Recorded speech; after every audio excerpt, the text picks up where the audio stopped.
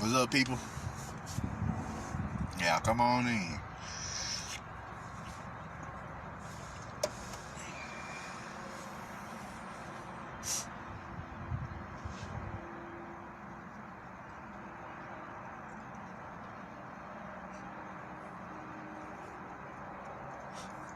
Yeah, come on in.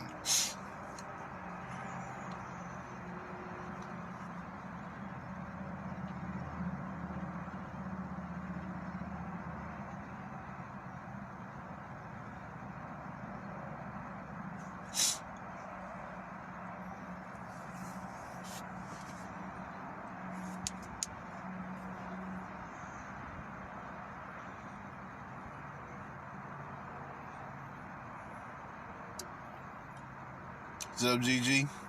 I'm doing good. How about yourself?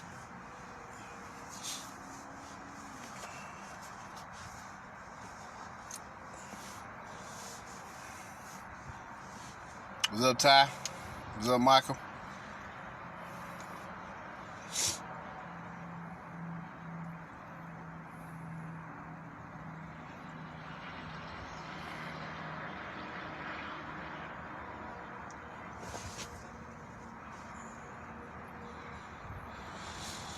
Yeah, come on in.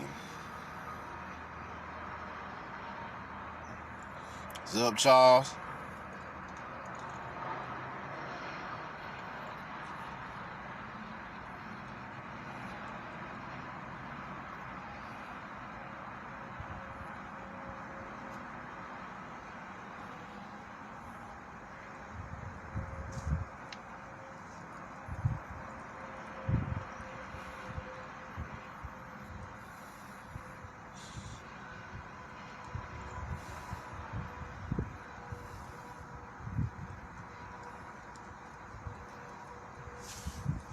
What's that, Mike?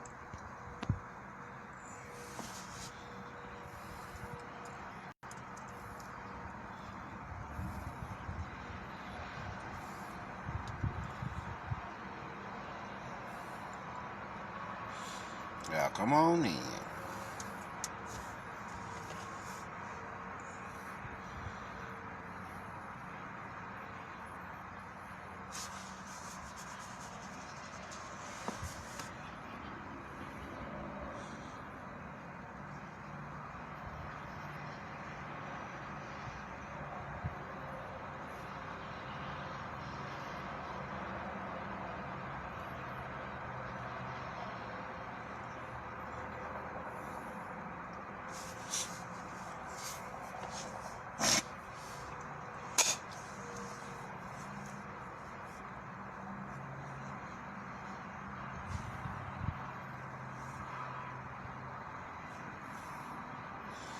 What's up, Latrenda?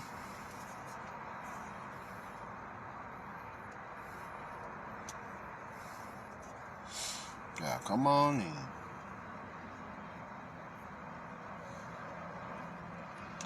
We'll give another minute, y'all, and we'll get started.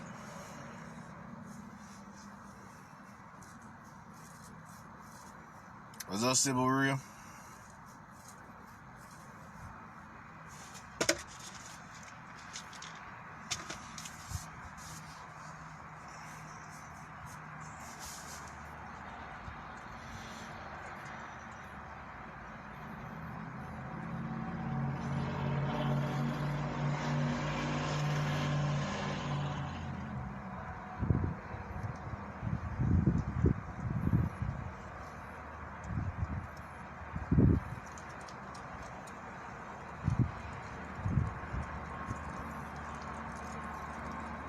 What's up, Jeremy?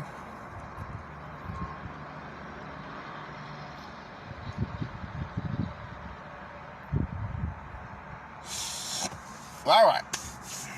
How about we begin?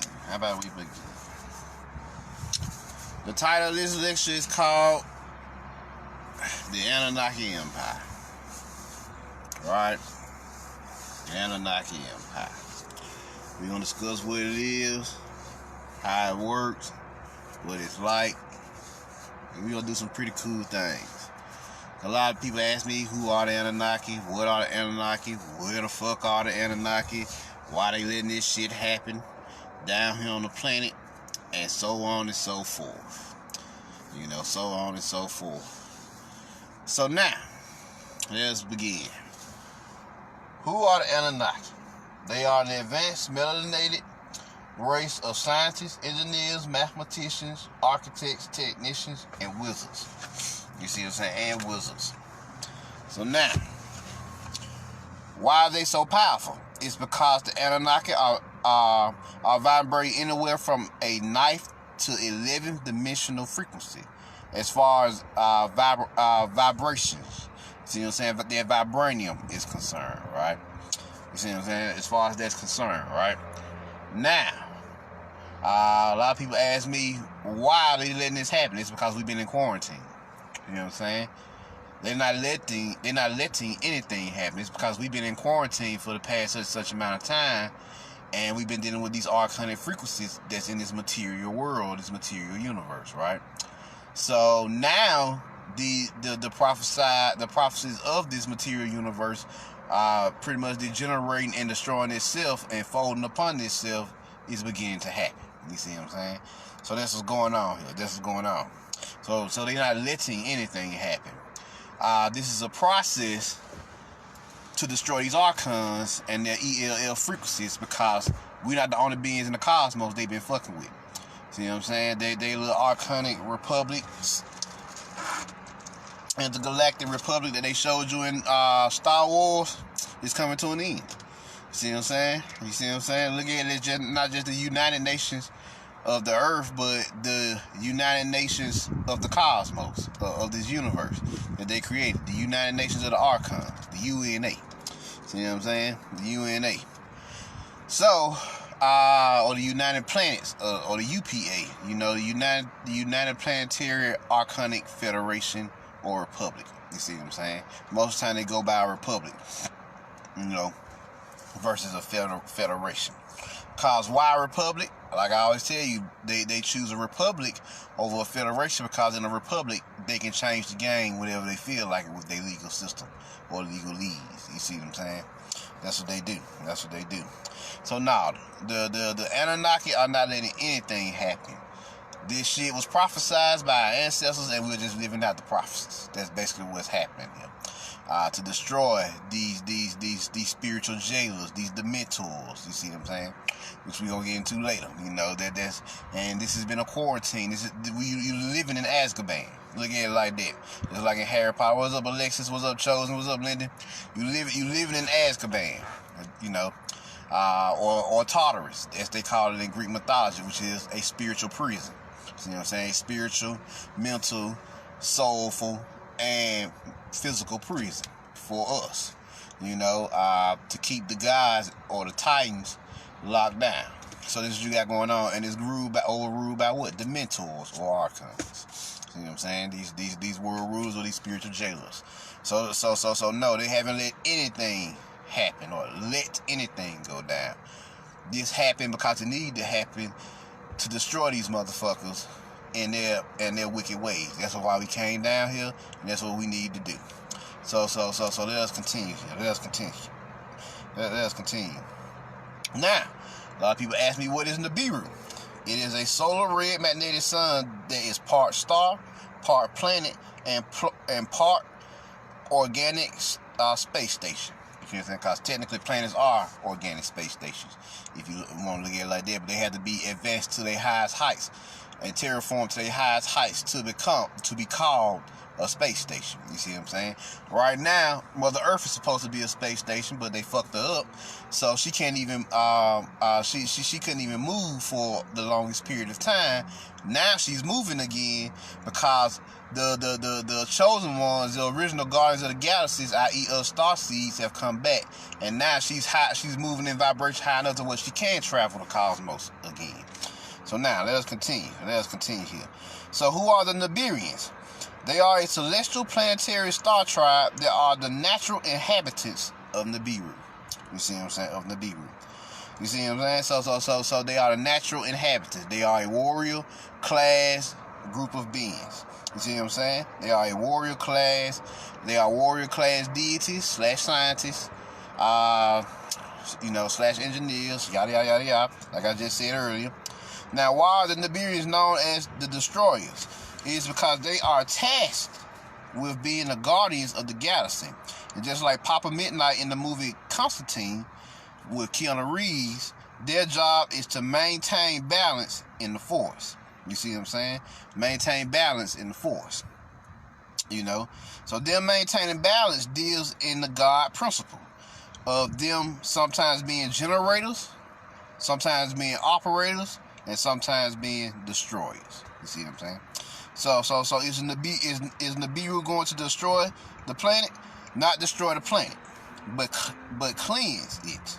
See what I'm saying? But cleanse the planet. There's a difference. Destroying the planet gives you the idea that the planet gonna blow up. No, it's gonna be cleansed, which gives you more of an idea that it's gonna be a certain level of purging, which we call a great solar flash, that's coming to purge the planet. You see what I'm saying? After the chosen ones shift over and shift out. See what I'm saying? So now, I got those questions out the way that most people love to ask me. So those people love to ask me those questions about who are the Nibirians, who are the Anunnaki, who are on the celestial level. They're the masters of our universe. I want to put that out there. They the baddest motherfuckers in the universe. I just need y'all to know that. You see what I'm saying? They the baddest motherfuckers in the universe. So now, let's get to their empire. You see what I'm saying? What is the Annunaki Empire? And the answer is, it is an advanced celestial, interdimensional / intergalactic civilization that spans all across our universe. You see what I'm saying? All across our universe. What is their main solar system? You see what I'm saying? Like I just said, they span all across our universe. Multiple solar systems. They have seeded their genetics and help upgrade beings all across fucking multiple dimensions. You see what I'm saying? Multiple star systems, multiple galaxies. You see what I'm saying? They in at least one galaxy for at least 10 dimensions. You see what I'm saying? You see what I'm saying? For at least 10 dimensions. They bout it. so they everywhere. They everywhere. So now, what is their main star systems? Well, our Nubian counterparts call it Ilium, which is a 3-sun solar system that vibrates on a 9th to 11th dimensional frequency. You see what I'm saying? What is their main planet? The Nubians called it Risk. You see what I'm saying? So we're gonna get into that. They called it Risk. Why do they call it Risk? Risk, you got a metaphysical side to Risk, and then you got a physical side to Risk. The metaphysical side to Risk is your soul. Of course. The three suns, they was red, yellow, and blue, right? So the red is your root chakra, the yellow is your solar plexus, and the blue is your throat chakra. So on the metaphysical level. And then you got the starships, which is the macabre, and then the healing of the outer soul, which is your electromagnetic field. You see what I'm saying? So your electromagnetic field. Now physically, Risk is the mythological rendition of what they call their home world. It is not the actual name of their home world. It's just a mythological rendition of their home solar system. You see what I'm saying? So what's up, Dark Side? So just a mythological rendition of their solar system, and I have a video for y'all for that. So let's get it. Let's get into it.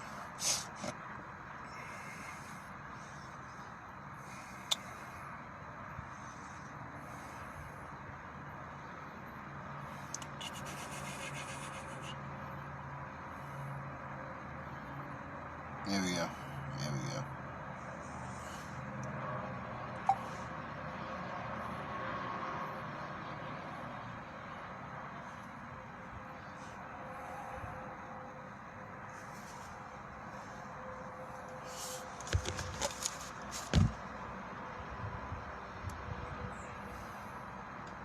Come on. There we go. Millions of years before the creation of human beings, and light years away from your solar system, in the 19th galaxy called Ilion, there is a 3-star solar system, in which the 8th planet of this tri-star system is called Risk. The planet Risk is inhabited by beings called the Riskians.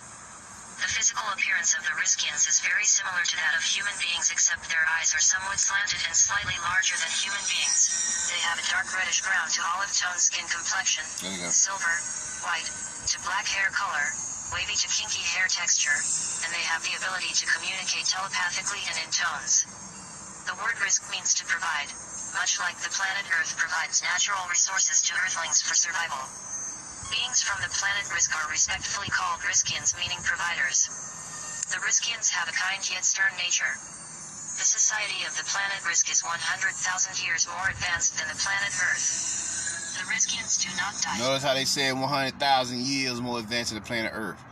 Remember, these dimensional, these high dimensions are actually in the future. So they're 100,000 years into they are us 100,000 years into the future. Peak game.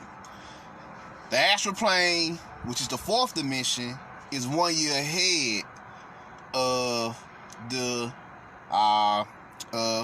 third dimension, right? So the fifth dimension, you can multiply each dimension by at least 10 years, right? So the fifth dimension is at least 10 to 100 years ahead of us. You see what I'm saying? 10 to 100 years, and then it continues to scale up. The fucking Anunnaki are vibrating on a 9th to 11th dimension, frequency. So they are anywhere from 100,000 to 1,000,000 years more advanced than us, because they are living in a futuristic dimensional space. You see what I'm saying? A futuristic dimensional space, because higher dimensional frequencies move faster than the third dimension. So since they move faster, then of course they're in the future. They're in our future space. So they're us in the future. You see what I'm saying? That's what most people not getting here with the Anunnaki situation. They think that they just some beings outside of us. No, they are us. You see what I'm saying? 100,000 years into the future. They're just sending transmissions back from the future, just like the archons are sending their team transmissions back from the future, letting them know what's going on. Well, Anunnaki has been sending transmissions back from their future, letting us know what's going on. You see what I'm saying? So they are our processors. You see what I'm saying? So that's why they respect us on a higher level, because we are 100,000 years in the past trying to settle the bullshit that's going on this planet in the now. In our now. You see what I'm saying? In our now. So this is what you got going on here. So we resolving the bullshit down here.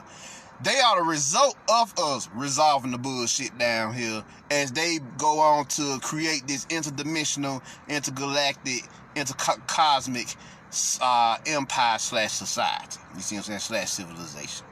So that's why we look a little different, but it's still us. You see what I'm saying? It's still us. That's why they brown skin. You see what I'm saying? It all makes sense when you think about it. That's why they still melanated. They're pretty brown skin complexion, because it's us. After we've conquered all this bullshit, after we've done this, see, we time travelers. See what I'm saying? We time lords. Like, think Doctor Who, if y'all ever seen the show. We time lords. We have come back into the present to infiltrate every aspect of society, whether you're an artist, a musician, a scientist, a sage, a mystic. It's 7 levels, it's 7 different types of souls. You see what I'm saying? 7 different types of souls. You got the warrior souls. You got the scholarly souls, who are your intellects. You got the artists. You got the sages, who are the artists. Them your painters. Who express and who express the revolution and still images, whether it's painting or sculpting or whatever they do. You see what I'm saying? Then you got your musicians, who could be both either artists or sages. They performers. They write beautiful lyrics and verses to heal us with their music. That's why music is so powerful on the planet. And if y'all think music powerful now, wait till 100,000 years in the future when you've perfected your hip hop, your jazz. see, all this that we doing down here is experimental. We just created it and grounded it and manifested it. But everything you do here will be perfected in the future. You see what I'm saying? Over the next 100,000 years, as we get to that point in time. See what I'm saying? This is how it works. So that's how it works. As we continue to traverse and catch up with our futuristic selves, we're going to perfect everything. You see what I'm saying? We're going to perfect all the shit that we dropped here. This is one big experimental plane. All the shit that we doing right now, that's why they tell you go ahead and produce your creative works, because you're going to finish up. You just wrote the foundation. You may there's a lot of our melanated people only probably write one novel or 2 or 3 stories or whatever. They just laying the foundation for their futuristic selves. So when they go back into the future, or we shift over into the future, then they will complete those works and we'll be able to enjoy them in peace. You see what I'm saying? So yeah.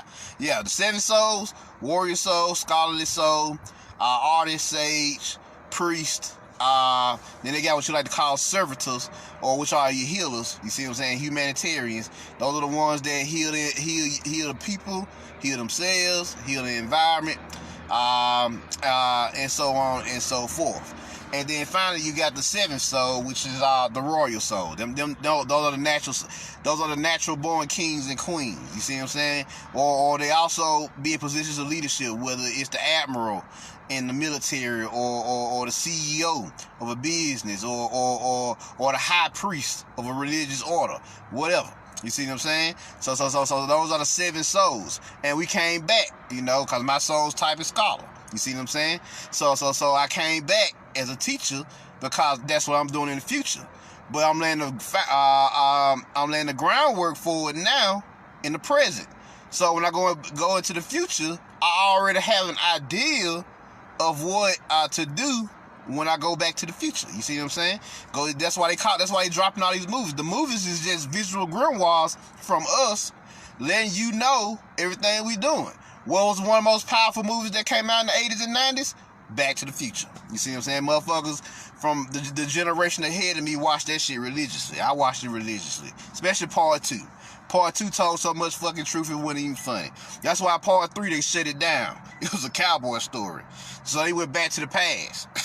Part 1 and part 3 they went back to the past, but part 2 was the only one that actually told the truth. Well, you actually go back to the future to live, to do what you need to do, and you as a time traveler come back to the present to set the foundation. So there you go. So now let us continue here. As they have discovered the cure to death long ago. For fun, the Riskians have parties, listen to music, dance, and watch holographic TV. What they say they do for fun? Let's hear that again. Years more advanced than the planet Earth. The Riskians do not die, as they have discovered the cure to death long ago. For fun, the Riskians have parties, listen to music, dance, and watch holographic TV. The planet... They say they party, dance, watch holographic TV. You hear that one more time? Risk are respectfully called Riskians, meaning providers. The Riskians have a kind yet stern nature. The society of the planet Risk... Don't you have a kind yet stern nature now? That's all we saying. Pay attention to how this relates to you now, and you'll be able to make that connection with your future selves. This is what this is about. Is 100,000 years more advanced than the planet Earth. The Riskians do not die, as they have discovered the cure to death long ago. For fun, the Riskians have parties, listen to music, dance, and watch holographic TV. Isn't that everything we do now? Listen to music, dance, party, and watch holographic TV. Do we not do everything they just said? Even play video games. You see what I'm saying? Probably got holographic video games as well, like they showed you in Star Wars. We just down here setting the foundation for our futuristic selves. That's why they're trying to kill as many of us off as possible. They're trying to erase our bloodlines. You see what I'm saying? And because you kill us in the now, it's a good chance you'll erase the future us. But that's not how it's going to work. We got something for that ass. We got something for that. All the starseeds they kill now gets regenerated after this shit. Watch, see what I tell you. Let's continue. Riskians itself is 10 times larger than the planet Earth, and the planet Risk is made from clear quartz crystal which causes the atmosphere to have interwoven rainbows.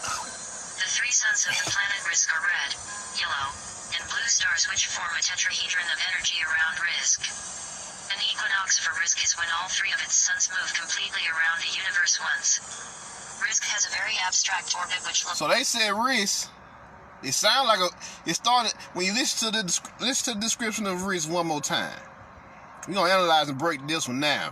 Risk itself is 10 times larger than the planet Earth, and the planet Risk is made from clear quartz crystal which causes the atmosphere to have interwoven rainbows. The three suns of the planet Risk are red, yellow, and blue stars which form a tetrahedron of energy around Risk. An equinox for Risk is when all three of its suns move completely around the universe once. So let's get this straight. Risk is the Earth on a ninth dimensional frequency. It's the futuristic new Earth. But it's a ninth dimensional rendition of the futuristic Earth. Now we went from a one sun solar system to a binary solar system, and now we get multiple suns at once. You see what I'm saying? So we catching up to where we was.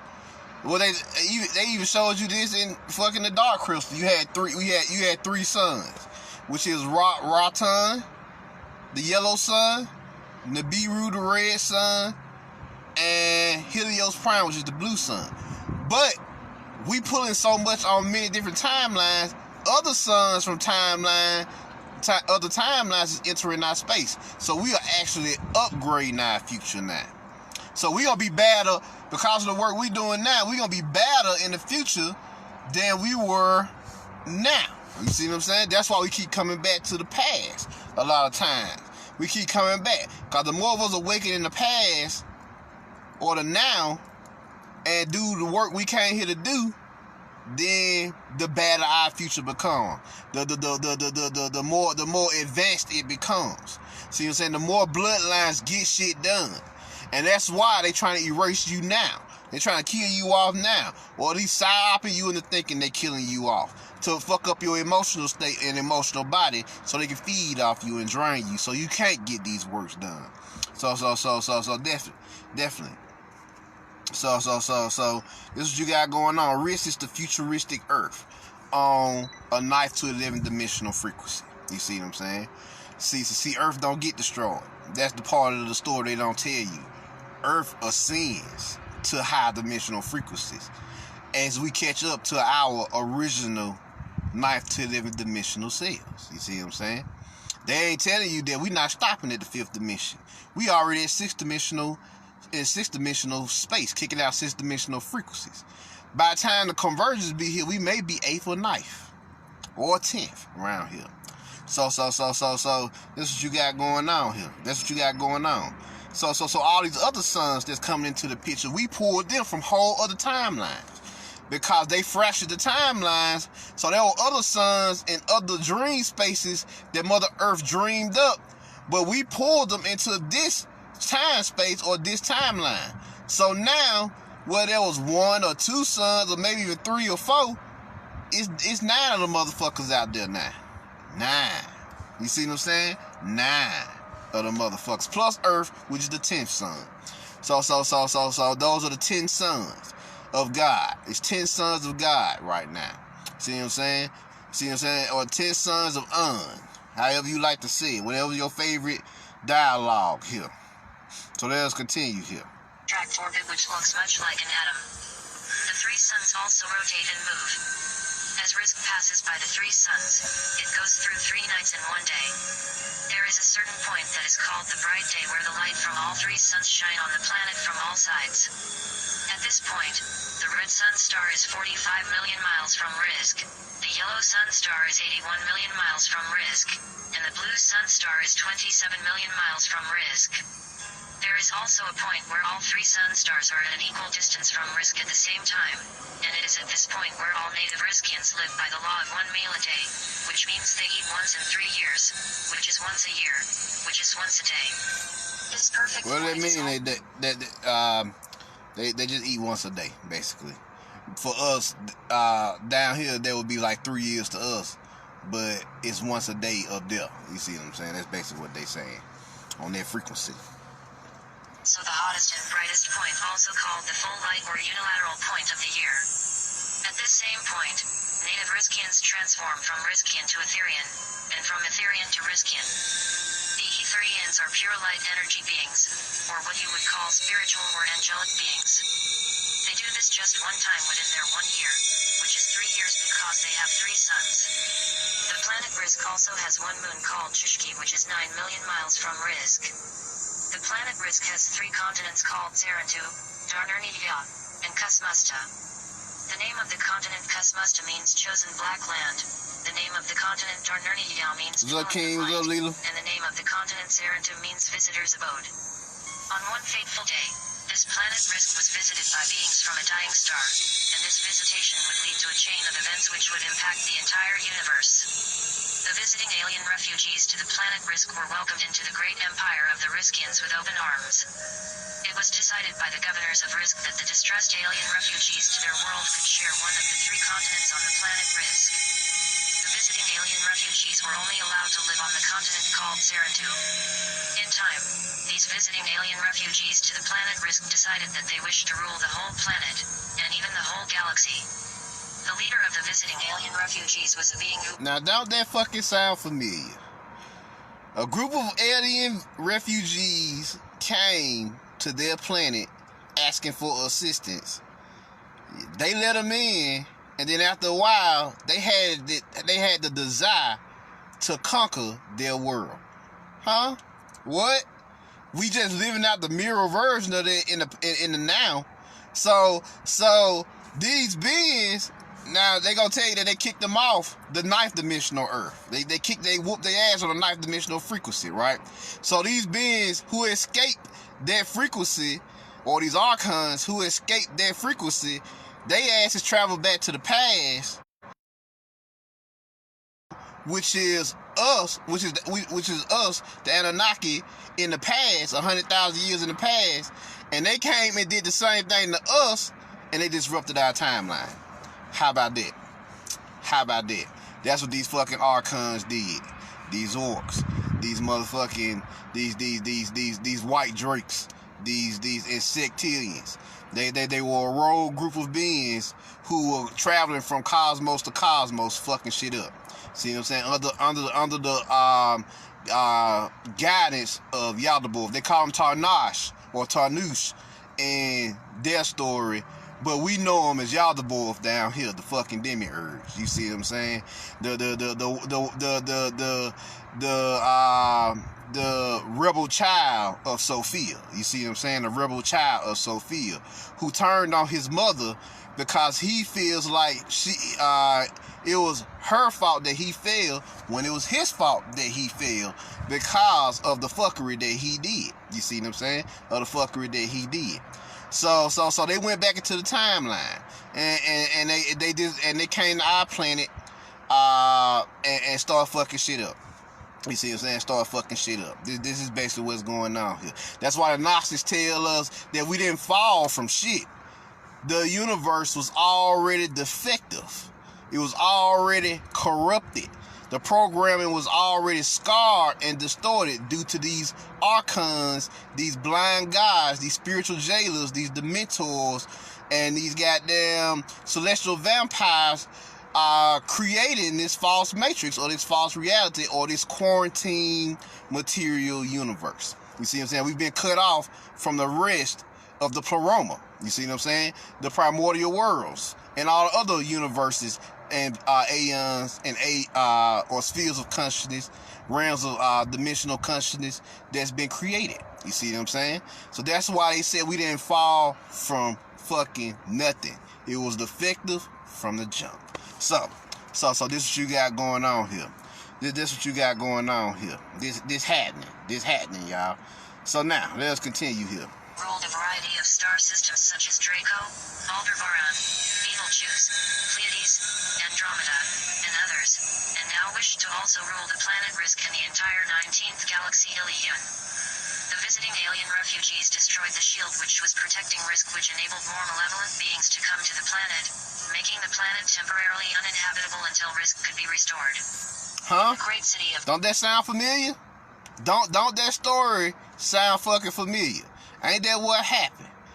They destroyed our planetary defenses, which allowed more archonic beings to come to the planet, and so they can fuck this shit up, so the planet can become what? Inhabitable to us, not to them. They're terraforming it for themselves. Peep game here. Peep game. This is the story. This is the story of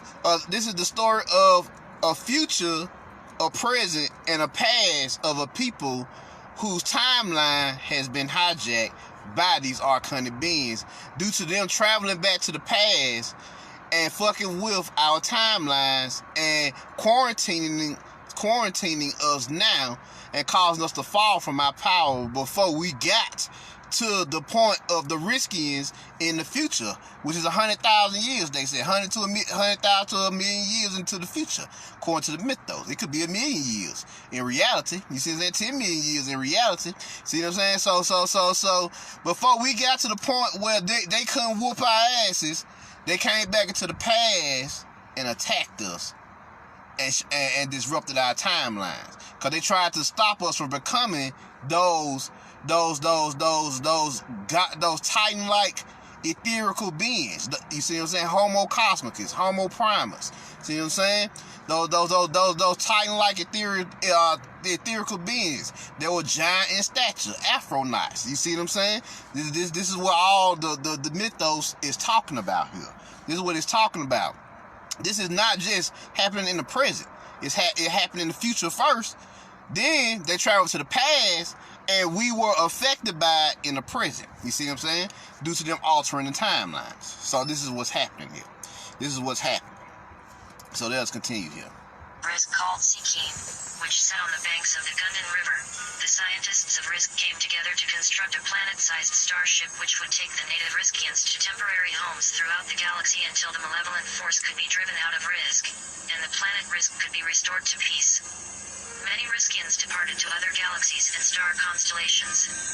Some Riskians temporarily made their home in Pleiades, Orion, Arcturus, and even on your planet Earth, calling it a home away from home. In time, the malevolent alien refugees were removed from Risk, and the peace and harmony of the planet was restored. However, eons had passed, and Wait a minute, so what they saying here? They said that they traveled the cosmos, from jumping from aeon to aeon, or dimensional space to dimensional space, seeding different planets and even mixing in with the locals on different planets across the cosmos in different star systems, right? So they say eventually they whoop their ass on Risk, right? So interestingly enough, they whoop their ass in the future, and we gonna whoop their ass in the present. We whooping their ass in the present, and goddamn, our past selves are being regenerated with our new timelines. So, cause we are correcting the timeline for both past, present, and future. You see what I'm saying? So it will all be regenerated, and we're going to be better in the future, like I said, due to this trials and tribulations. We will never let this happen to us again, because we've learned this lesson. Oh yes. So the new timeline is going to be way better than the timeline before these niggas even showed up. See what I'm saying? Before these niggas even showed up. So let's continue here. Let's continue. Generations of Riskians were born in other solar systems, in other galaxies, and on other planets. The children of the Riskians scattered throughout the universe, and across the planet Earth, forgot their celestial origin. But now they have returned, just for you. It is. At first I just saw a bright light, kind of like silver, a very, very bright light. And then, well, I could see like two black people, but then very, very black. And one was near the spaceship, and one was a bit forward. It was like very, very bright. And I thought, like, when I first saw it, I just said, well, I don't believe it, because it's like someone was pointing a mirror this way. But then I just changed my mind because it was very bright.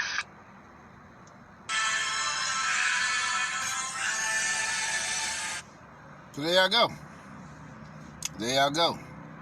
So now this is the tale that this is the true history they want to keep you from. You know, we had to time travel. We pretty much time police at this point. Y'all won't look at us like that. We intercelestial time police, coming back throughout the timelines to heal a rift that these motherfuckers created with their archonic fucker. You see what I'm saying? See what I'm saying? The Demiurge and his people and his team and his celestial squad created all across the timelines. So definitely. Let's see here.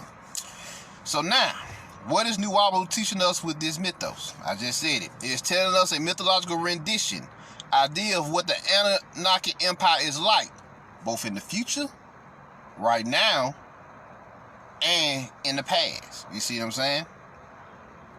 saying? So this is what you got going on here. So, what is New Wabu?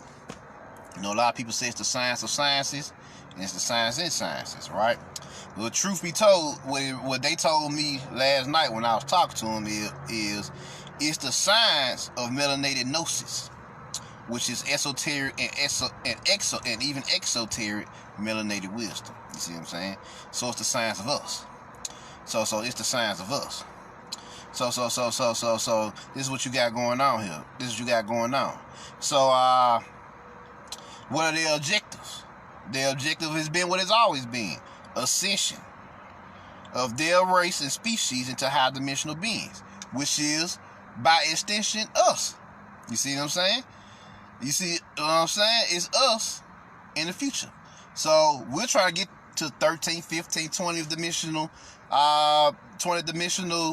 levels in the future, and we're trying to do it simultaneously in the present and simultaneously in the past. Peep game.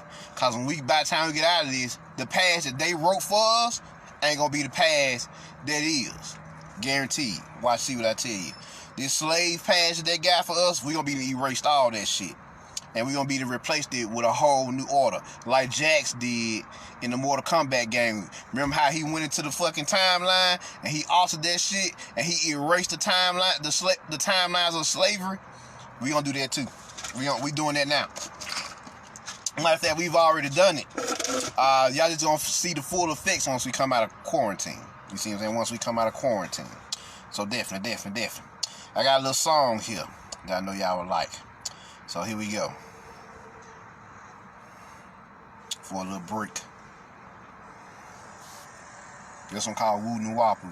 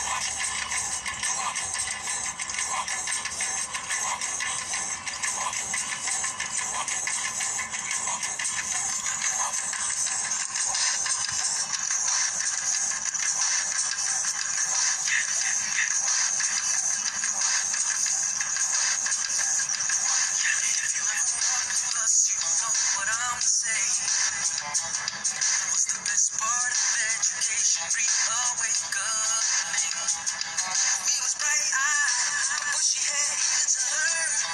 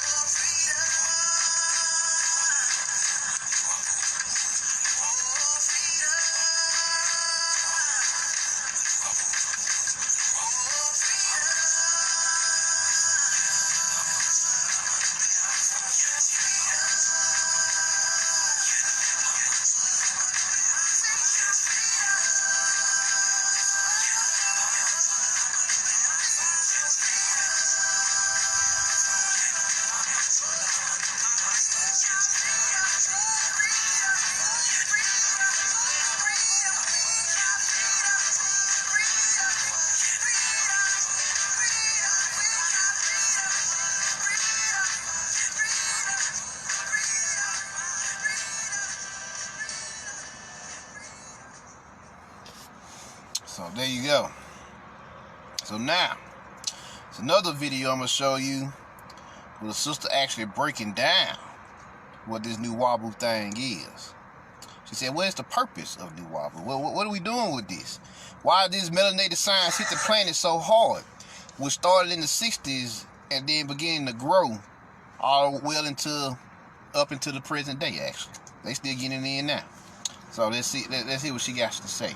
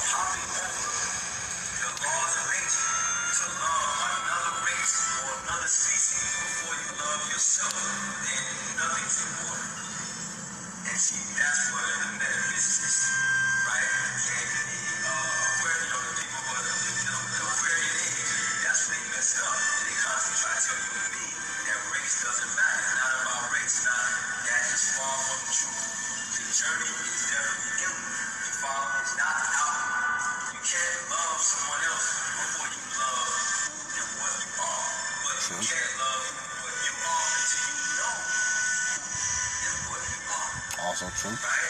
And I'm not even going to the genetic level. I'm just dealing with personality. Most people have not come to grips with their personality traits. Right? Most people can't say, look,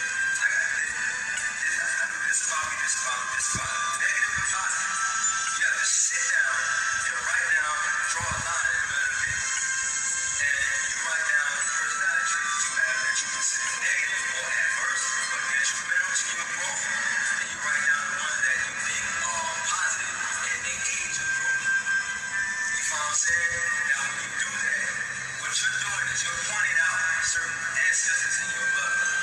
Because they are the ones that manifest as your personality. And that's why I was so screwed up. Because we did it genetically. He stripped us out of that concept by taking us out of Africa and putting us in the pyramid. So now we gotta right the shit, so to speak. We gotta correct it. So what we gotta do is this fussy part of me, right? This present attitude, or what they refer to it as when you're not optimistic, you're a pessimistic attitude, right? There's a certain ancestor that was like that, right? We have a grandfather, a great-great-grandfather that was, you know, he was a drunk. We have a great-great-grandmother, she was fussy, argumentative, right? And you may have a grandfather who was smart, intelligent, calm, peaceful, relaxed, friendly, right? A grandmother that she was nurturing, loving, and caring, right? So what you do, you know at certain times each one of them manifested, right? So you write them down and you say, you got to do it, you got to do it, you can stay, you can stay. And sometimes not even all the positive ones need to stay, because that one that was that great-great-grandfather was too nice. Everybody ran over and traveled over. He got to go. You ain't here at a time when you can be too nice to people. People will naturally, because it's a natural cycle, disagree with us, believe it. So people are naturally disagreeable. There's not a time to be too nice with anyone. You have to be on guard. Right? Your animal instinct will take over people in a second. So you have to be aware. You know what I'm saying? So you have to figure out which aspects of your personality, right, are positive and necessary for your growth. And you have to hold those and allow those to come forth, and the other ones you got to express. You follow me? And that's just your personality. Doing what's wrong. Don't even know what except they're living in a literal hell of trying to be what someone else wants them to be. Now that someone else can be a mother, a father, a girlfriend, a husband, a wife, right? And that's a little hell to go around someone that thinks you one thing, and you're not that, and you have to be that. I can't speak my mind like when you're sitting in front of that TV. She don't like it, we did.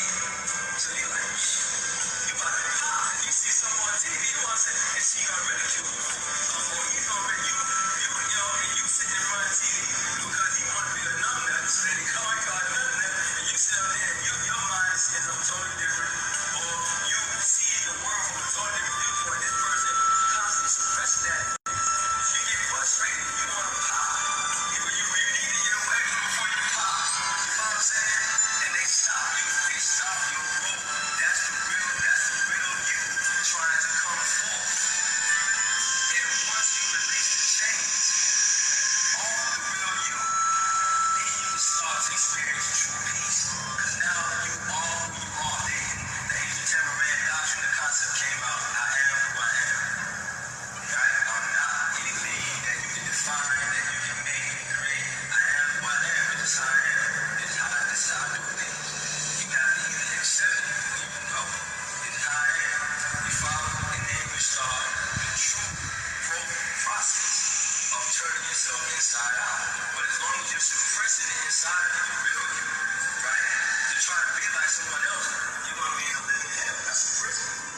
You follow? And eventually you're going to go crazy. Because you're then going to get to a point where you're not going to know who you are.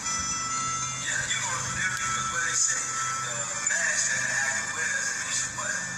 Come down very now you lost who you really are trying to be someone else.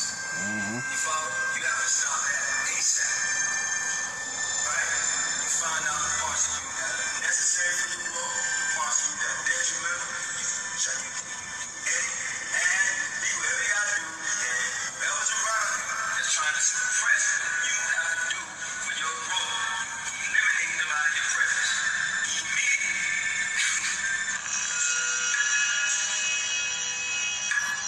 There y'all go. What's the purpose of New Wabu? What's the guy's name? Let's see what his name is.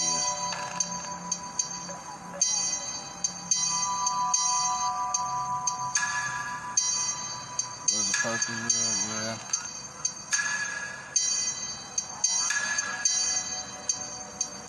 don't see it. I think it's in there.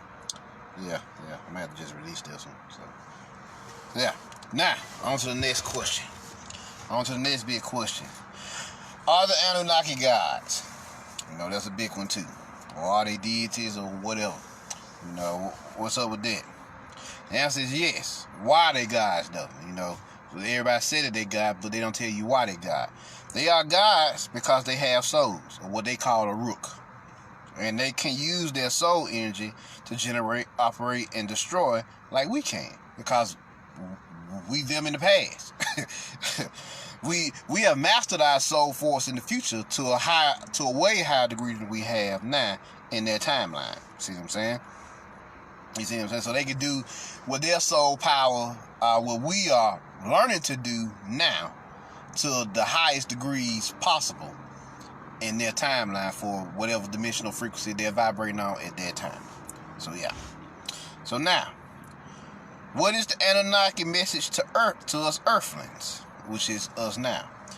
They want us to grow beyond our own humanity and become the Titanaki or Titanaki they know that we can become. See what I'm saying? Let me read that again. What is the Anunnaki's message to us Earthlings in the now? The answer is they want us to grow beyond our own humanity and become the Titanaki or the Titanaki they know that we can become. You see what I'm saying? So they know we can become. You know, so this is what they trying to show us here. That's what they trying to show us. This is what all this is about. This is what this is all about. You know, Titanaki. That's the fusion of the word Titan and the word Anunnaki or Titanaki. That's what we are. Our inner selves are ascending into this force. You see what I'm saying? I talked about the Dragonaki, which is your ancestral bloodlines, where we fuse the Anunnaki genetics with the dragon genetics, or the dragon king as they was called in Sumeria.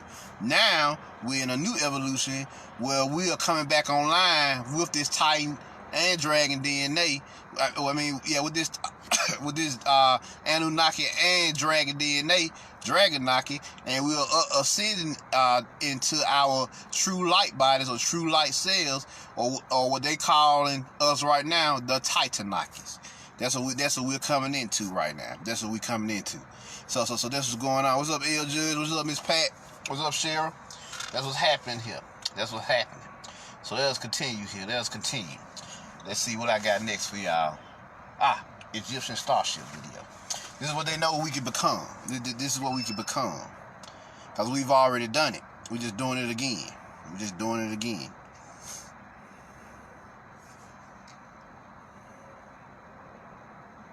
Let us see. Here we go.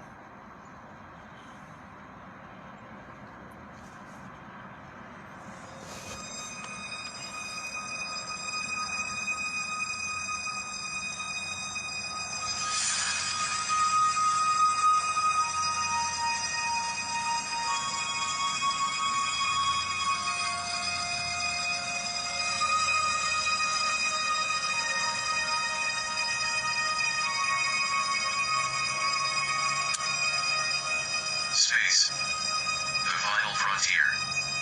These are the voyages of the starship Wabu. My continuing mission. To explore strange new worlds. To seek out new life and new civilizations. To boldly go where no man has gone before.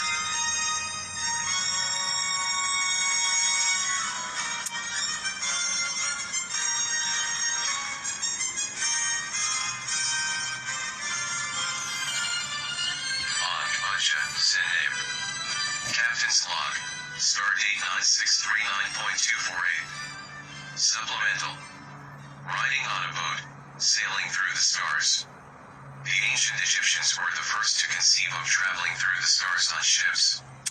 The evidence is available on the astronomical ceiling of the hypostyle hall of the Temple of Hathor at Ayunet. Depicted along with myself Sahu, is my wife Saptet, the Sirius star, depicted as a celestial cow, and our son Sapdu, depicted as a falcon.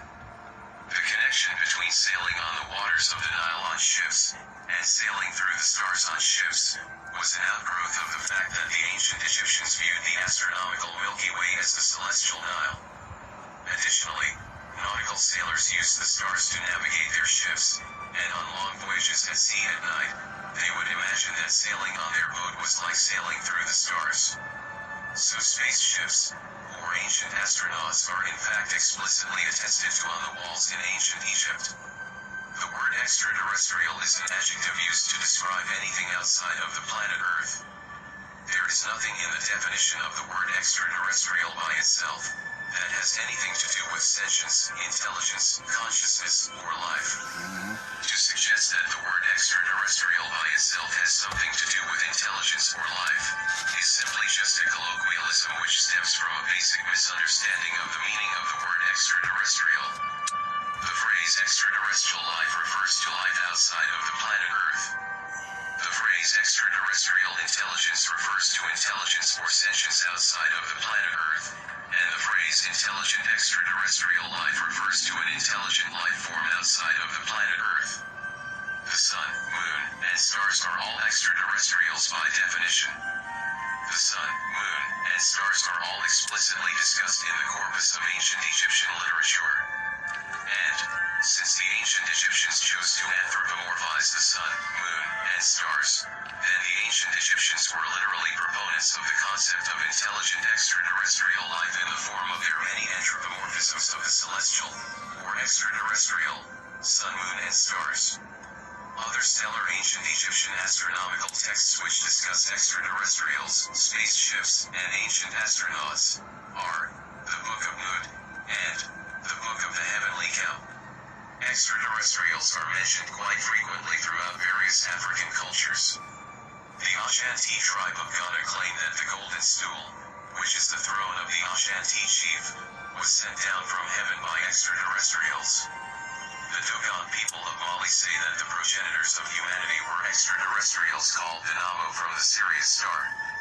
The Yoruba people of Nigeria say that Obatala and Oduduwa were extraterrestrials who climbed from heaven down to earth on a chain.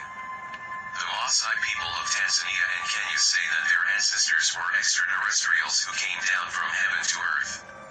So extraterrestrial themes are in fact a common part of African culture.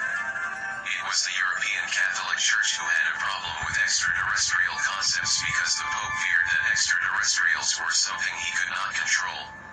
If you say the Greys or the reptilians are not real and are just made up, that is fine, but you have to be honest and also say that the ancient Egyptian stories about Sahu, Sopdet, and Sopdu are not real and are just made up also.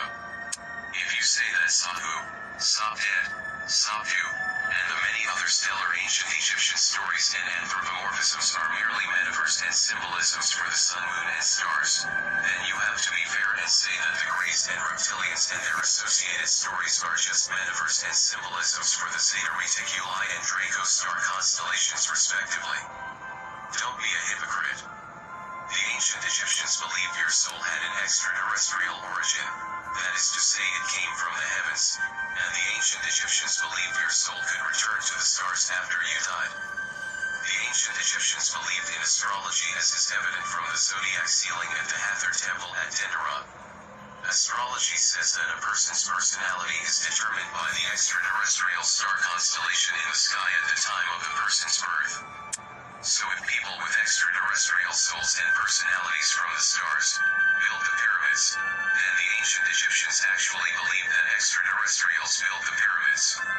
If the ancient Egyptians used the stars to help align the pyramids, then the ancient Egyptians believed that extraterrestrials in the form of stars helped them build the pyramids. It is a fact beyond a shadow of a doubt that the ancient Egyptians believed in spaceships, ancient astronauts, and extraterrestrials. Afronauts. Oh, and one more thing. You know why I wear this odd-shaped hat? Because I got a cone-shaped head. Another oddity that can be found in ancient Egyptian culture. And if you say the head's got this way through the practice of warping the skull through skull binding, then why don't the people who claim to follow the Egyptian or Kemetic way of life start binding their skulls? The ancestors have shown you the way. Warp speed, engage. OTAP.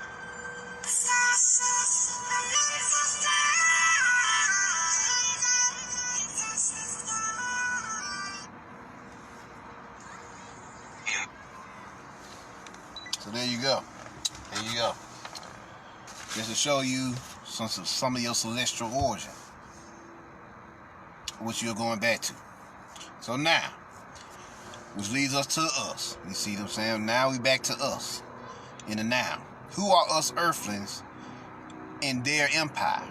Let me say that again. Who are us earthlings in their Anunnaki Empire? To them, we are known as Urians or Urians. You see what I'm saying? Urians. You see what I'm saying? Which is phonetically similar to what we call ourselves as Mu-Urians or Murians. See what I'm saying? See the connection? Or the Mernaki. You see what I'm saying? The Mernaki. So we've been doing this. This is not new. The children of Mu. You see what I'm saying? Who is Mu? Mu is Heru in ancient Egypt. You see what I'm saying? Let me get you a picture of her, so you can see her. If you ain't ever seen her before, you about to see her now.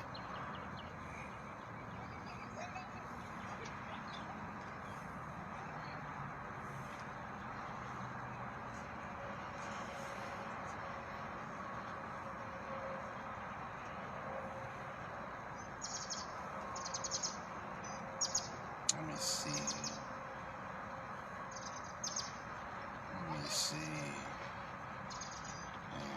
She was this far down here.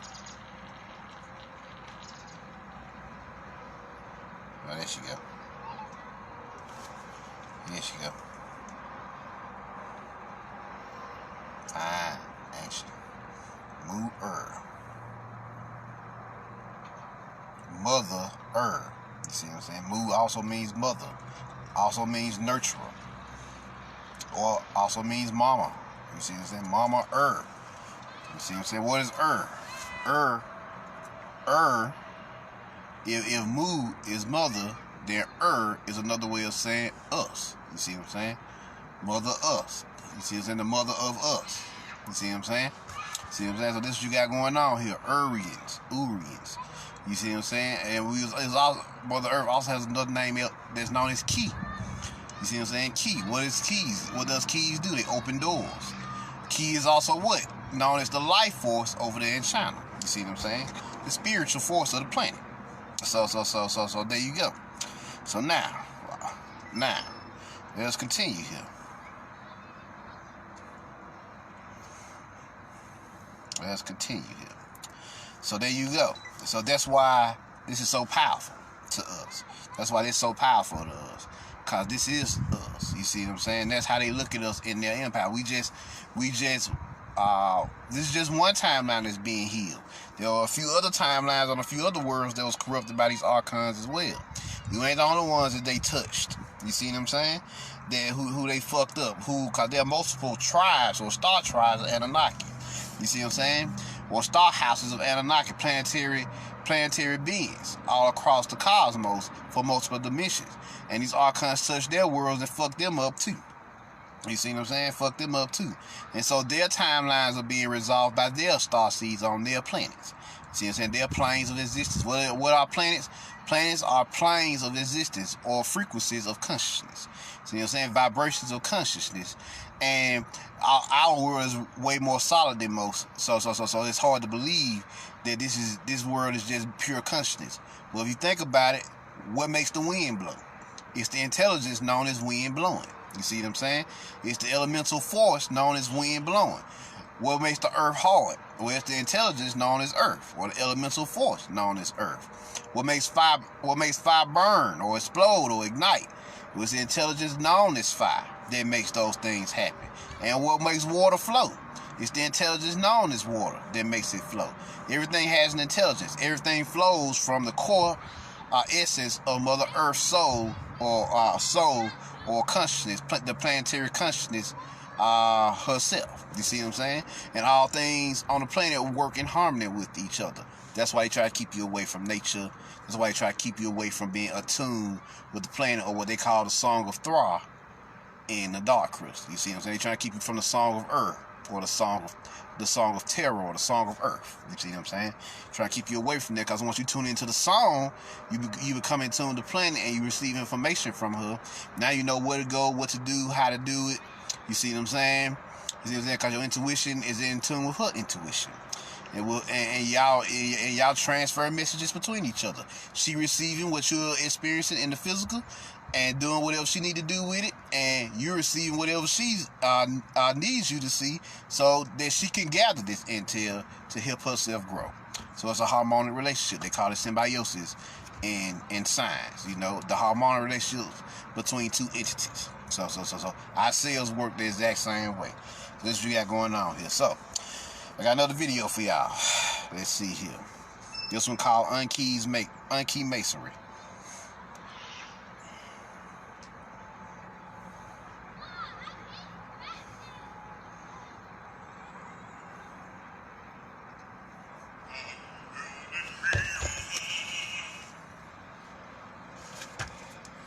Uh-oh.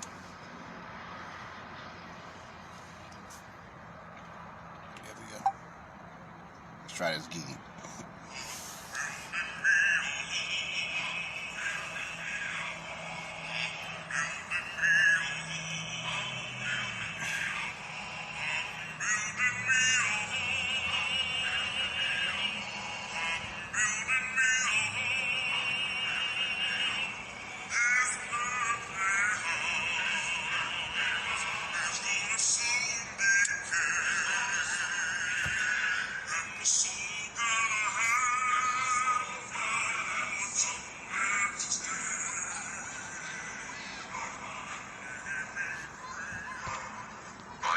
Of space, checkered by the light of the stars, by the blazing star Sirius, when it rises to the east, by the planets and moons, as they circumambulate the sun.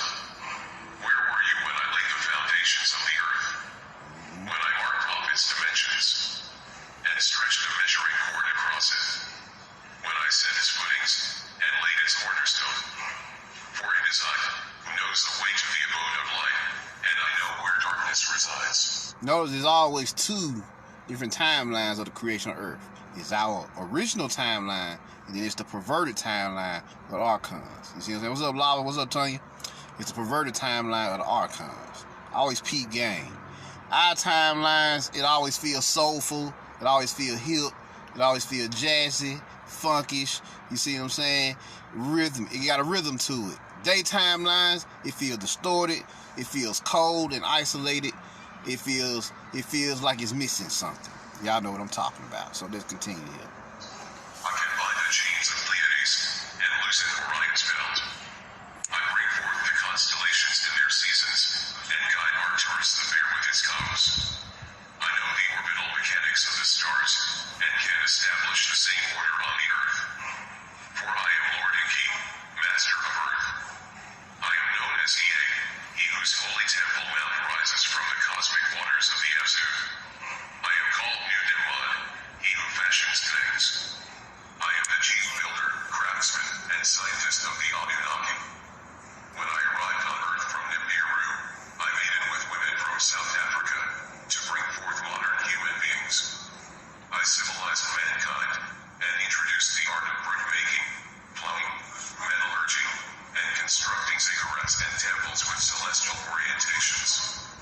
I established massive gold mining operations in Africa, which was then called Rafali, and South America, which was then called Amexim, where people still mine for blood gold and blood diamonds to this very day. Eventually, I stopped shipping gold back to the Anunnaki on Nibiru, and I began to wear the gold and keep the gold for myself. I built canals, trenches, and aqueducts, and I saved Nomo and his family from the flood. I taught humans how to procreate so you could be fruitful and multiply. I am the protector of secreting secrets, those that are plainly seen, available to everyone, yet have their meaning hidden because most people simply do not know the meaning behind a symbolism. In order to know correctly the very foundations on which anything is based, one must dig under the foundation on which the thing stands. Only then does one have a true understanding of the subject. Indeed, the foundation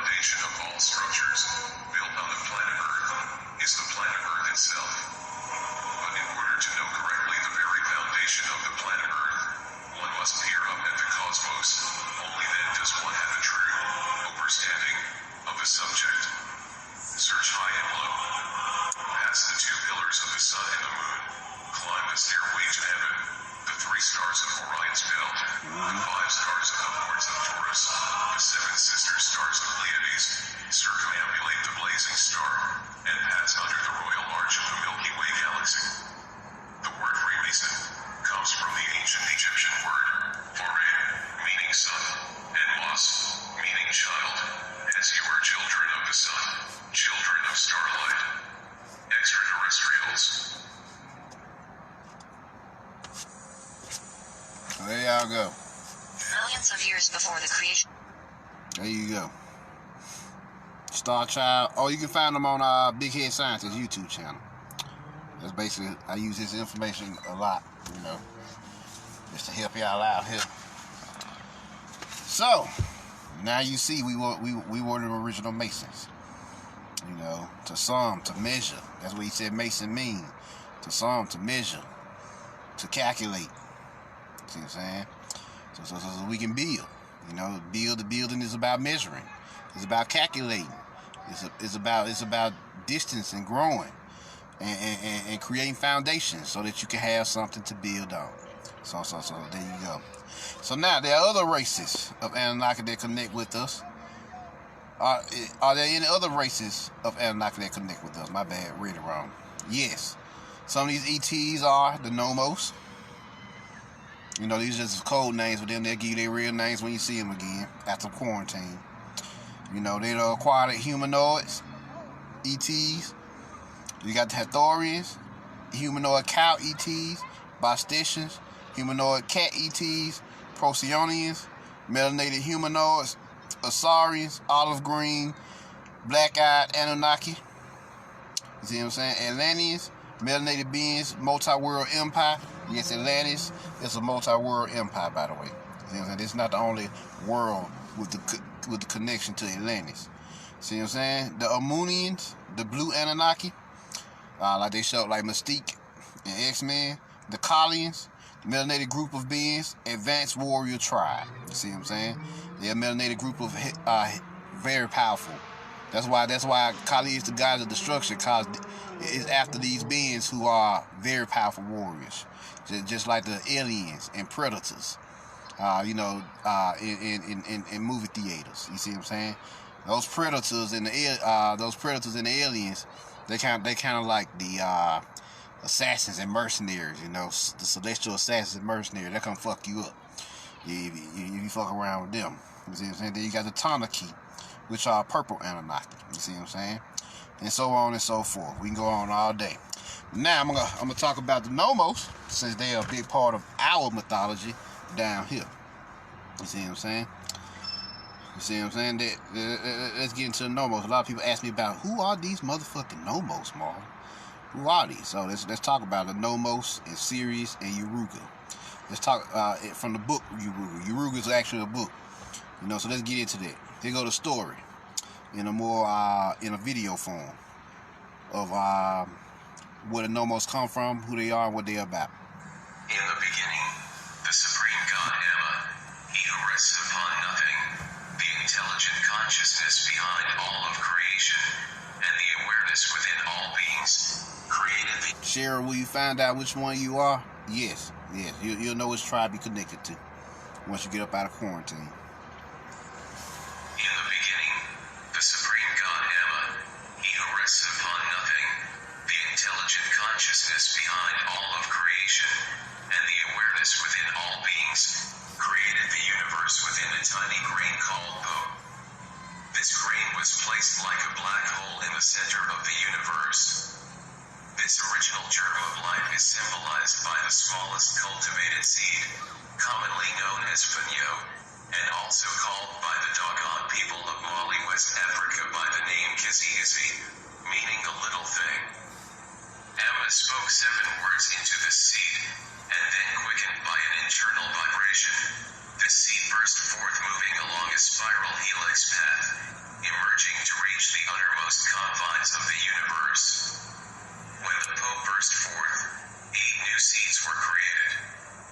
These 8 seeds were then placed in Amma's egg in the solar system of Sirius. The solar system of Sirius is a binary star constellation located only 8 light years from Earth, and is the brightest star in the night sky from Earth. The larger star of the Sirius binary solar system is called Sirius A, or Sigitolo, being the younger of the 2 stars. The smaller star, called Sirius B, or Potolo, is the oldest of the 2 stars, and is the star of the deep beginning, and the first of all stars. Potolo, or Sirius B, is the reservoir source of renewing life force for this realm of creation. Potolo is very dense, and is made from a metal which the doggone people call Sakala, which is the heaviest element in the universe. The center of the Vesica Pisces of the Sirius. Don't that sound like vibranium? Yep. Binary star orbit is called Emma, which is the mother guardian of feminine essence. With the 8 seeds placed in Emma's egg in Sirius, Emma intended to create the first 8 amphibious celestial beings called the Nomo, 4 males and 4 females. Emma ordained that these beings should be living manifestations of the fundamental universal principle of complementarity or twinness. The males and females were brothers and sisters, yet husbands and wives.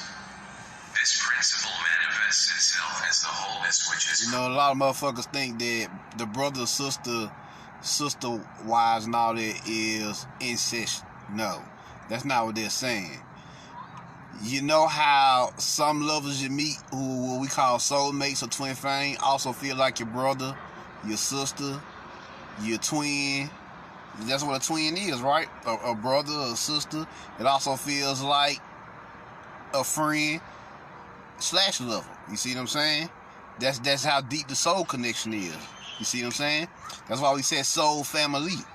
So that's what they actually mean. It's a soul thing. It has nothing to do with incest. You see what I'm saying? A physical or fucking your physical sister. No. It's a soul teaching that you are multifaceted beings, and you're not just lovers, you're friends, your family, and all of the above. You all these energies in one thing from a soul's perspective. From the soul's perspective. You see what I'm saying? My bad, perspective. Created when female and male pairs join in all things. Such pairing establishes equilibrium, cooperation, balance, and harmony. Emma therefore equipped each being at birth with twin souls, both female and male. However, one of the male twins named Oko did not wait for the full gestation period to be born. Oko, who was self-willed, burst forth from Emma's egg and brought himself into being. Oko then took fragments of the placenta from inside of Emma's egg to create his own solar systems and planets. The sun star that Oko created is called Ne, and it is the sun star which the planet Earth orbits. The planet Earth is the world created by Oko. The solar system of Earth is known as Oko's. So this sound more like the Demiurge is his story, right? Goddamn, he was creating without a lover. He had to produce one. You see what I'm saying? You know, he couldn't wait. He was impatient. You know, same shit, same old story, just in different fashions. Placenta. Since Oko did not wait for his full gestation period and created a world with only a fraction of his placenta, all of the beings inhabiting Oko's world of Earth were single-souled incomplete beings like himself. Realizing that his creations were incomplete and imperfect, Oko returned to Amma seeking his complementary female twin. However, because Oko's actions greatly disrupted the order of Amma's creation, Amma gave Oko's female twin over to the other Nomo who remained in Amma's egg to re-establish order. To purify creation and the world from Oko's transgression, Amma had to sacrifice a pair of the completed and perfected Nomo twins named Nomo Semi. In one swift cut, Amma sacrificed Nomo Semi, and the energy of the sacrificed Nomo was used to consecrate the Sirius solar system and the Earth solar system created by Oko. Amma's goal was to... That's the crystal energy. Purify his creation from the transgressions of Oko, and it required him taking a pure and perfected being, Nomo Semi, and sacrificing it. Amma intended for the spirit of Nomo Semi to heal Oko's torn placenta and become one with the impure earth Oko created. When the sacrificed Nomo Semi's energy was sprinkled upon the earth, it caused Nomo Semi to be resurrected as the 8 original ancestors of humanity, 4 males and 4 females, who now had separate forms, and were paired in 4 couples united in the image of the original 8 Nomo. Ogo's self-willed actions threw off the universal balance Amma had intended. Ogo's act of theft and creating with his own placenta was seen as an incestuous act, because the placenta is likened to the mother, so creating with his own placenta was like Ogo raping his mother. Ogo was then seen by Amma and the other Nomos as a disruptor, and one who causes chaos and war. Amma ordered one of the other Nomo named Titanaki to punish Ogo for his misdeeds. Nomo Titanaki smashed Ogo's genitalia, making him infertile, and Ogo fled from Sirius down to Earth. Once on Earth, Amma wanted to bind Ogo to Earth so that he could not disrupt celestial order anymore. Amma transformed Ogo into a pale fox named Yanoko, or Yuruku, who has been engaged in a perpetual and fruitless search for his female counterpart and twin. Once on Earth, the pale fox Yuruku continued his disruptive and chaotic behaviors. Seeing this, Amma decided to send to Earth the Nomo of the other half of the egg, creators of the sky and the stars. Assuming the guise of blacksmiths, they came down to Earth on a gigantic arch. At the center of the arch stood the Nomo of the sky, and at the 4 cardinal points were the 4 other Nomos, avatars of the ancestors of man. The arch constituted a new and undefiled Earth, which coincided with the appearance of light in the universe. The Nomos remained in the waters of Earth as teachers and monitors of humanity. The Nomos are the origin of the Mesopotamian story of Enki, the reptilian blacksmith whose daughter was named Namu. The Nomos are the origin of the story of the Assyrian and Babylonian fish god named Dagon, Adipa, and Owens. The Nomos are the origin of the Ogno and reptilian deities in ancient Egypt. The Nomos are the origin of stories of mermaids, mermen, and merfolk in ancient folklore, and the Nomos are the origin of the Nubian and Sudanese stories of the Dogar beings who live underwater in the Nile River and impregnate women while they are swimming. The Nomos are the river angels, and the Dogon people of Mali commemorate them in their religious tradition called the Sigui, which occurs every 60 years in accordance with the cycle of the Sirius star. There y'all go. There go the truth about the Nomos. Y'all ain't never heard them. Let's continue here. Let's see here. Now, there are many of these Anunnaki ETs that have a vested interest in our planet, as they know we are directly a part of their star family / empire. They also know that we are royal beings that are trapped in a quarantine reality. Let me read that again. They also know that we are royal beings that are trapped in Azkaban / Tartarus. You see what I'm saying? That is ruled by Yaldabaoth, the demiurge, and his archonic jailers / spiritual vampires / world rulers, or the Dementors. You see what I'm saying? As I discussed earlier. So they have all come back to help us ascend. They being the Anunnaki. All the families. As many of them as possible. What is the fate of us earthlings? You know, a lot of people have been asking me that. For us that have chosen to reactivate and gain our consciousness, we are on a mission to purify the Anunnaki bloodlines and dragon bloodlines as well. You see what I'm saying? Let me read that again. What's the fate of us earthlings? For us that have chosen to reactivate and regain our consciousness early, we are on a mission to purify the Anunnaki and Dragon bloodlines. By the time this is over, Mother Earth heart may be looking at 7th to 8th, even ninth dimensional frequency that she's vibrating on. So we going back home, and we will all be joining the celestial Annunaki Empire once more after we receive our cosmic education or cosmic remembrance. That's all education is. You see what I'm saying? So now, so we returning back to the future. Basically, we're returning back to the future. That's basically what I'm saying here. We're going back to our original dimensional frequencies that we came from before we left here, with upgrades and overhauls. See what I'm saying? So let's continue here. American Anunnaki rising.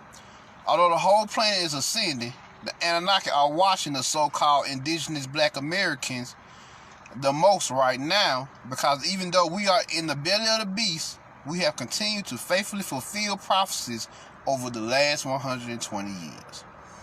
You see what I'm saying? And our teachings have helped to free many indigenous beings across the planet. You see what I'm saying? Let me read that again. Although the whole planet is ascending, the Anunnaki are watching the so-called indigenous black Americans, the Washita, the Califians, the Muskogee, the Oichita, the Iroquois, and so on and so forth, that lineage, which is us, they are watching us the most. Now, because even though we are in the belly of the beast, where others have given up on the planet and sacrificed themselves mentally and spiritually to this archonic society, we have kept the faith and have continued to fulfill the prophecies of our ancestors over the last 120 years, even though they've thrown everything in the kitchen sink at us. You see what I'm saying? So, and our teachings have even helped to free many indigenous beings across the planet, where they have went on to start revolutions in their sectors of the world. You see what I'm saying? Of the world. The Anunnaki star family say that they are proud of us keeping the faith and continuously fighting through this archonic matrix, even when it had full rulership over us. Let me read that again. The Anunnaki star families / empire say that they are proud of us for keeping the faith and continuously fighting this archonic matrix, even when it had full rulership over us. Us, never gave up, and for that, no matter who the beings are on the planet, as long as they have a soul, they will be rewarded to some degree for participating in this interplanetary, multi-generational Holocaust. Let me read that last part again. So, no matter who the beings are on the planet, as long as they have a soul, they will be rewarded to some degree for participating in this interplanetary / multi-generational Holocaust, genocide. You see, and that's taking place on our planet. You see what I'm saying? Postscript. We, the Anunnaki, your star family, will be waiting for you on the other side after this quarantine is fully lifted. You see what I'm saying? Sincerely, the multi-cosmic Anunnaki councils. And I have a song for y'all here.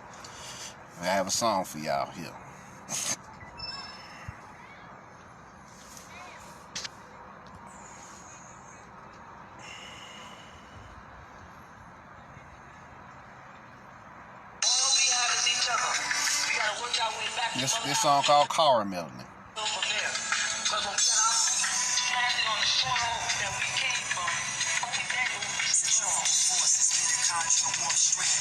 Chromosome fermented, born land, true life began, primordial agua, embryonic capabilities, she nurtures from a goddess logic, birth many prophets, father of Genesis, immaculate, the boundless shift regenerate, Mother Earth, father continent, eugenics conscious, rare for genetics, but this society prosperous, reflect the bad light, pedestal of turf, incredible, it's edible, not either dawn or sexual, fallopian feline, hemoglobin apostle, right nostril, complexion caramel, melanite, associate now with man that disrespects ancestral primates, mother nature, mental netter, my other, Aslam, giving gratitude to my first lover. Now I say, but this is not for the whole time. What I'm going to say now is for two people, okay? Listen to this. I want you to think about this now. I want you to really dwell on this. Yo, sacred Sarah Ray and non-ether wisdom, the pure pages, hidden goddess definition, formal Melchizedek is ancient Egyptians, Heliolyskians, black pyramid mystics, wizards physical like opposite physics, spiritual exotic, etheric visual dilates, third optics, Kodesh miracle, no cyphers miracle, Wabu cosmic, concepts of ritual, off the subconscious with answer residuals, alkaline dominance, amplified signal, sound reason, lifting up the HTM symbol, preserve the true light, Sahuf in own rights, God sevens devoted, the S is my focus, penetrate the center of the 1,000-petal lotus, 720 pure Sufis. Diamond, gold, platinum, onyx, ivory, all the natural resources that make up the wealth of the world are found in Africa. I give you thanks and praise for what it means you give it. With much appreciation, fast salutations, you give me energy just so I can take a breath. I gotta treat you with the highest form of respect. And every day I glorify your divine essence. And I don't gotta see you to feel your holy presence. Throughout the darkest hours, you shine a light in day. Your memory will never fade away. And every single thing I do is to honor you. Nothing else is comparable. You're so beautiful and powerful. Ways that I care for you, yo, it's not measurable. You're the only thing that's reliable. And to me, you're so valuable. Feeling that I have for you is magical. Love is my religion, so I write the parable. Put the image of you on the pedestal. Utmost incredible. So with you, I get radical. Watch.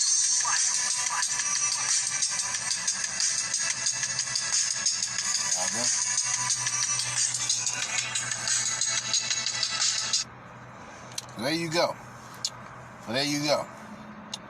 So now we just had a big victory recently with some of our people buying land, and it's called Freedom, Georgia, which is a sign. You see what I'm saying? Freedom, free mind. See what I'm saying? Georgia is Atlantis. You see what I'm saying? What's the capital of Atlantis? So the free-minded Atlanteans is what this is. See what I'm saying? Was bought by the melanated people. We have officially done everything that needed to be done in this system. So let me let y'all see that.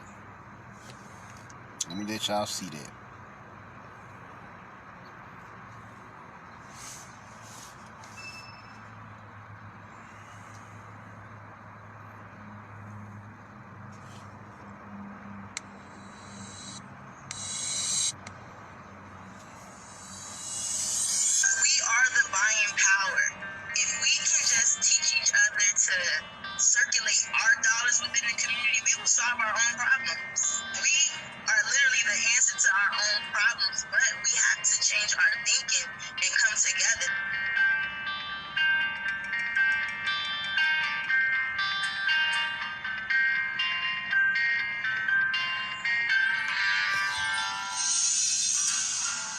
Oh, that's it.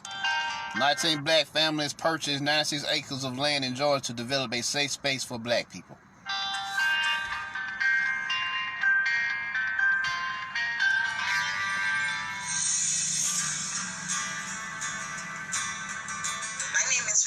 And I am the president of the Freedom Georgia Initiative. I have a black husband, I have a black son.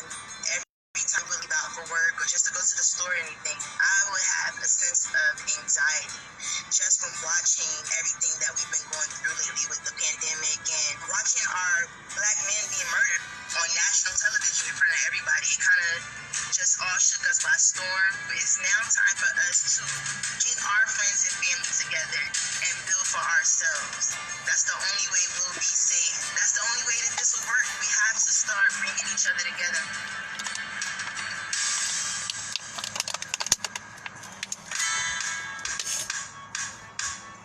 Well, we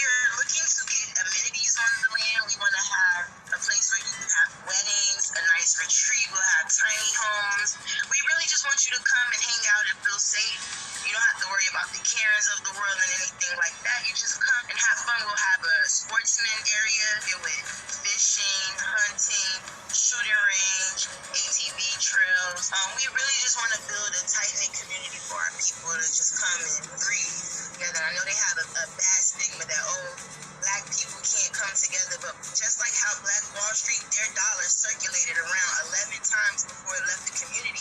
And that's just something we want to bring back. We want to encourage businesses to come, and we want to circulate our dollar within the community before it leaves out to someone else. We want to make everybody in our areas wealthy. But every time we go to the land and in the actual cities, like we haven't received any backlash. Everyone is really nice and welcoming. It's the internet trolls, the negativity in the world, like, oh, you guys are gonna fail. Isn't this segregation? This is not what Martin Luther King stood for. And it's not us segregating ourselves. It's just we're building where we can come and be safe. Like Chinatown has these areas. You go up and down Buford Highway, you can't even read some of the signs because it's not in our language, and nobody has a problem. And why is it that when we want to build, we're considered racist or we're segregating ourselves? Why can't we have our own safe haven? Every community has them. Everyone is welcome in freedom, but it is basically based on seeing Black people flourish, and that's all we want. Because every time we try to, somebody tried to burn it down, or we got some type of backlash, and I'm just tired of that. It's time for us to build our own.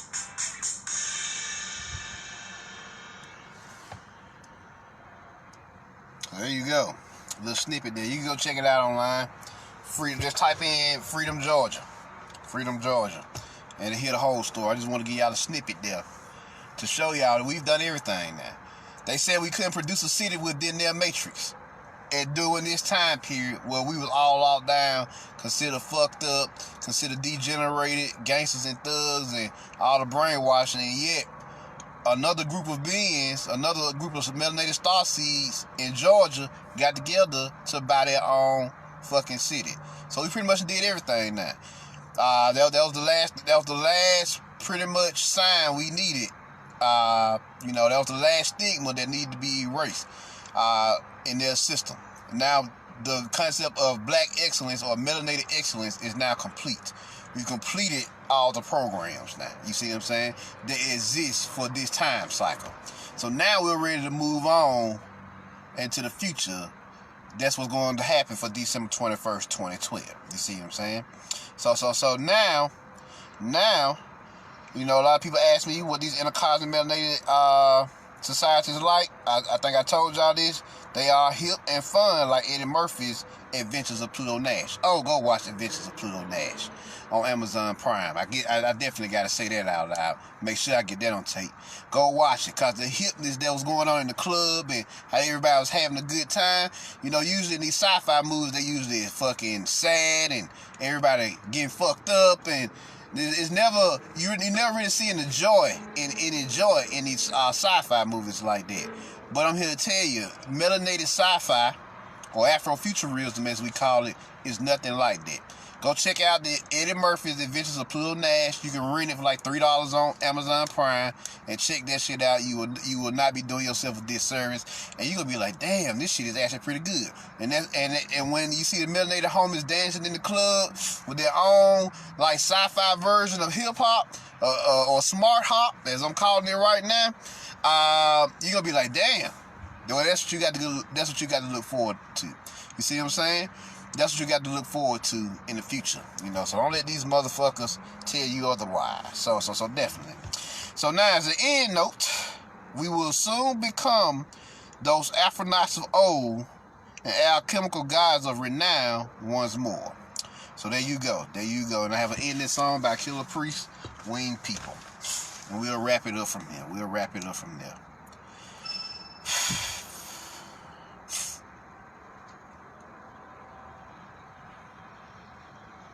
So check this out. I think I showed it before, but it's highly relevant for this lecture. So here we go.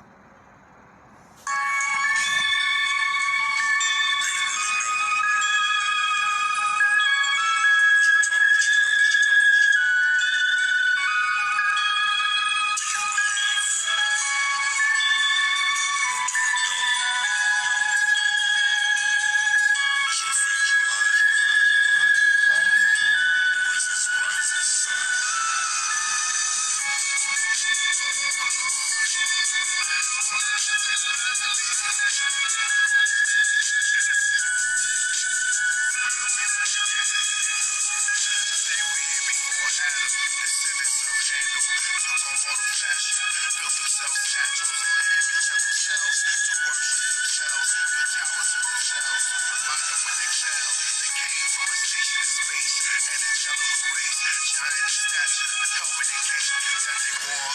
Visited this planet with storms all journey from their homes as their race had war. It's sad they call their planet Nibiru, and that they were fallen heroes. They storm goals, well dreams and life is liberal. And instruction ISIS went down from the line. Jet beam into a cigarette, they crashed on rocks. 1.21 gigawatts, some passed over crops in the tablet legends. They said they opened the floodgates of heaven, describing their monstrous brethren, chopping up their grandparents in the 7 pieces. Now they looking for a region, they travel eastern, found the garden called Eden. They saw a being, forced about before Baal, or be exiled with the tribe of reptiles. Now all the world trials and exposed. Life begins, bring the hydrogen inside a highway. Milky Way violins, heard by the wise men. Observed in Orion, windows with no end. The black clad in the sea that extends. Within that sea exists carbohydrates. These carbohydrates went back and forth till they mixed the salt bread in the foods of thought with proteins. Protons and atoms produce the whole gene. From infinity to density, from atom to cell to organisms to metamorphosis, to orders of the living, to bodies back to God.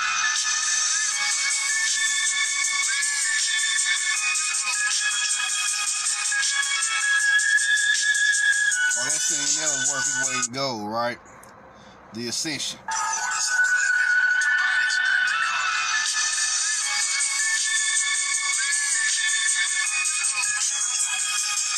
There he is.